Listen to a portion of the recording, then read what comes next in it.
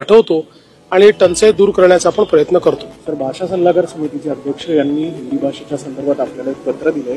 नेमकं हिंदीच्या बाबत जे राज्यात सध्या सुरू आहे त्याबद्दल आपण बघा, असं आहे, हे पत्र तर काही मी वाचलं नाही, पण पहिली गोष्ट ही समजून घेतली पाहिजे की मराठीच्या ऐवजी हिंदी अनिवार्य केलेली नाही।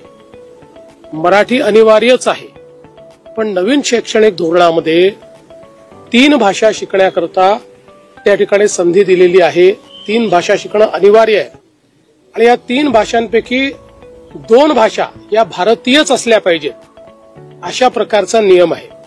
त्यामुळे 2 भारतीय भाषांमध्ये एक तर मराठी आपल्याकडे कंपल्सरी आपण केलेली आहे, दुसरी भाषा कोणती, तर ती कुठली भाषा घेतली मराठी, तर ती कुठली भाषा घेतली भारतातली, तर ती हिंदी घ्यावी लागेल, ना तर तमिळ घ्यावी लागेल, ना तर मल्याळम घ्यावी लागेल, ना तर गुजराती घ्यावी लागेल, ना तर अजून कुठली तरी घ्यावी लागेल। याच्या बाहेरची तर तुम्हाला घेता येणार नाही। आता याच्यामध्ये ज्यावेळेस समितीने मंत्र्यांच्या अध्यक्षतेखाली जी कमिटी होती त्यांच्याकडे रिपोर्ट दिला, त्यावेळेस तिसरी भाषा जी आहे ही जर हिंदी ठेवली तर त्याचे शिक्षक आपल्याकडे उपलब्ध आहेत, त्यामुळे त्यातनं आपल्याला अधिकच्या शिक्षकांची आवश्यकता पडणार नाही।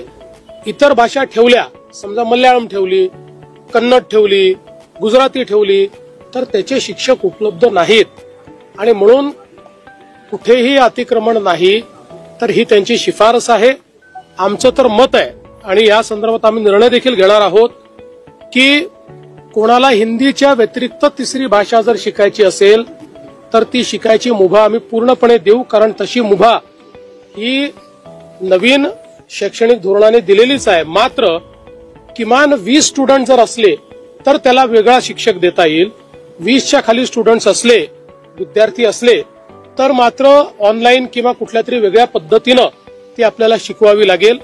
विशेषतः आपल्याला माहिती आहे की आपल्या बॉर्डरच्या एरियामध्ये जे आपले सीमावर्ती भाग आहेत, या भागांमध्ये अनेक वेळा अशा प्रकारचे शिक्षकही उपलब्ध असतात आणि अशा प्रकारची द्विभाषा पद्धत देखील त्या ठिकाणी असते।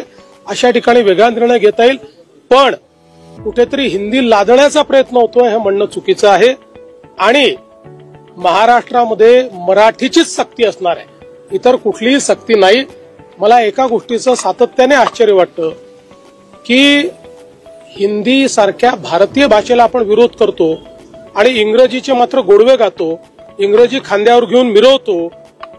या संदर्भात मात्र मला आश्चर्य वाटतं की आपल्याला इंग्रजी जवळची आणि भारतीय भाषा दूरची ही का वाटते, याचाही विचार कुठेतरी केला पाहिजे। नवीन घडामोडी पाहण्यासाठी आजच आम्ही मुंबईकर 24 तासला लाईक करा, सबस्क्राईब करा आणि अपडेट रहा।